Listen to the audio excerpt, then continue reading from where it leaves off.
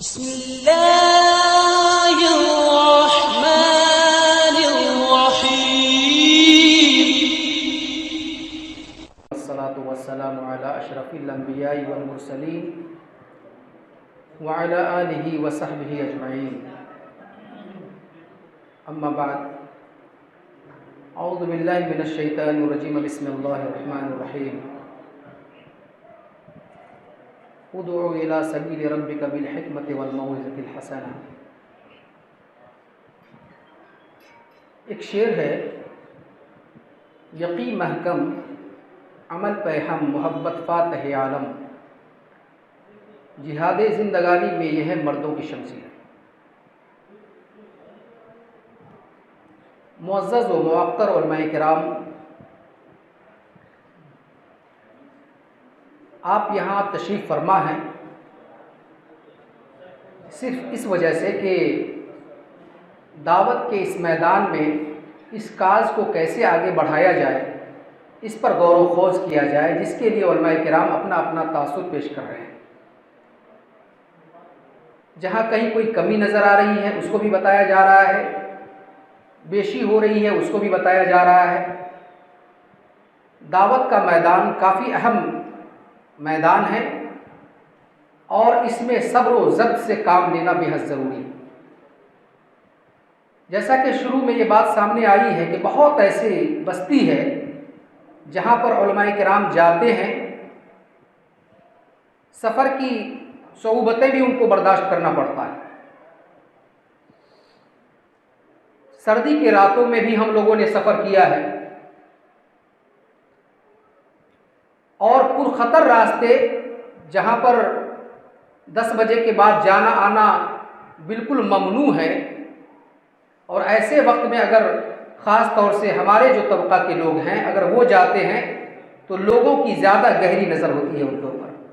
اسی لیے ایک مشورہ تو میں یہاں سرسری طور پر یہ دینا چاہوں گا کہ جو لوگ جس اطراف کے رہنے والے ہیں ان کو اسی علاقے کے لیے خاص کر دیا جائے، یا اسی علاقے میں ان سے کام لیا جائے، یہ زیادہ مناسب اور ضروری ہے۔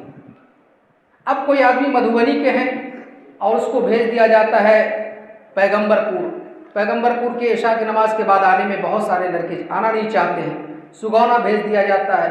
مطلب میں کہنا یہ چاہتا ہوں کہ جس علاقے کے جو ہوں اس کو اسی علاقے میں رکھا جائے تاکہ کام اچھے انداز میں کیا جا سکے۔ دوسری ایک بات یہ ہے کہ سفر جو علماء کرام کرتے ہیں اس کے آمد و رفت کا بھی معاملہ سامنے ہوتا ہے۔ ہم جانتے ہیں، ہم پہنچے ہیں، دیکھیں کہ 2 آدمی 4 آدمی سامعین حضرات میں سے ہوتے ہیں، بہت زیادہ آدمی نہیں ہوتا ہے۔ تعداد کو کیسے بڑھایا جائے اس پر غور کرنے کی ضرورت ہے۔ اس کے لیے تو میں یہ سمجھتا ہوں، میں اپنی ذاتی رائے ہماری یہ ہے کہ وہاں کے جو ذمہ دار ہیں، خاص طور سے مسجد کے جو ذمہ دار ہیں، سیکریٹری ہوں، صدر ہوں یا اس کے جو ممبران ہیں، انفرادی طور پر ان سے ملاقات کی جائے اور بتایا جائے، اس کی اہمیت اور افادیت کو سامنے رکھا جائے اور بتلایا جائے کہ اس سے کیا فائدے ہیں۔ تو انشاءاللہ الرحمن جب وہ آئیں گے ان کے ساتھ ان کی پوری ٹیم بھی آئے گی۔ اس پر زیادہ دھیان دینے کی ضرورت ہے۔ عورتوں کا پروگرام تو یہ ہے ہی، لیکن عورتوں کے پروگرام کے ساتھ ساتھ اس پروگرام سے جتنے مرد کو بھی فائدہ ہوتا ہے، میں سمجھتا ہوں کہ اتنا عورتوں کو فائدہ نہیں ہوتا ہوگا۔ آج نوجوانوں کو سیدھے راستے پر لانے کی ضرورت ہے، نوجوانوں کے تئیں حساس ہونے کی ضرورت ہے، ہم لوگوں کو بھی بہت قربانی دینے کی ضرورت ہے۔ اس بات کا ذرا خیال رکھیے۔ اللہ کے نبی جناب محمد رسول اللہ صلی اللہ علیہ وسلم کی زندگی ہمارے اور آپ کے سامنے ہے۔ آپ ذرا دیکھیں کہ اللہ کے نبی صلی اللہ علیہ وسلم نے کتنی تکلیفیں برداشت کی ہیں، وہ کیا تھے اور ہم کیا ہیں۔ وہ تھے جن کا نام اللہ تبارک و تعالیٰ نے قرآن میں جب بھی لیا ادب سے لیا۔ فرمایا یا ایھا المدثر، یا ایھا المزمل، اللہ نے فرمایا وہ تھے جس کے قدم رکھنے کی وجہ سے اللہ تبارک و تعالیٰ نے مکہ کو، حضرت ابراہیم علیہ السلام کی دعا کی برکت ضرور ہے کہ اللہ نے اس شہر کو امن والا بنایا ہے، اس شہر کو تقدس اللہ کے نبی جناب محمد رسول اللہ صلی اللہ علیہ وسلم کے ذریعے سے بھی ملی ہے۔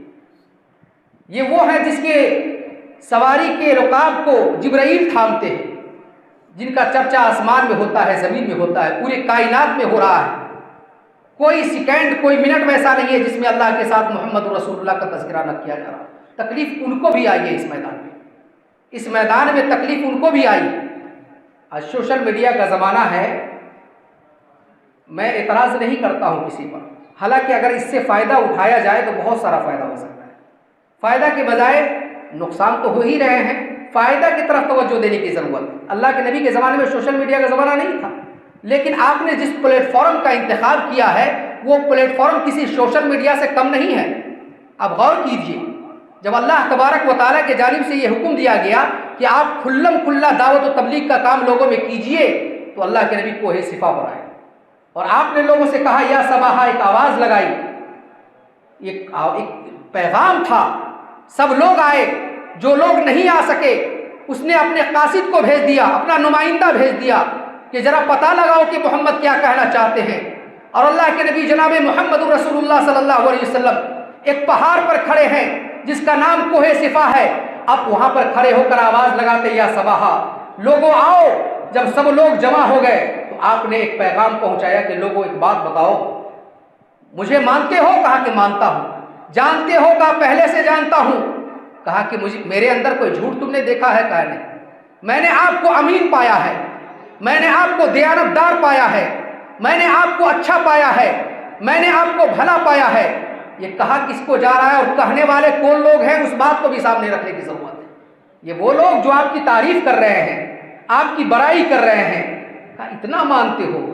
اگر میں تم سے یہ کہوں کہ جس پہاڑ پر میں ہوں اس کے پیچھے ایک لشکر ہے جو تمہارے اوپر حملہ کرنے والی ہے، کیا تم میری بات مان لو گے؟ کہا ہاں بالکل مان لیں گے۔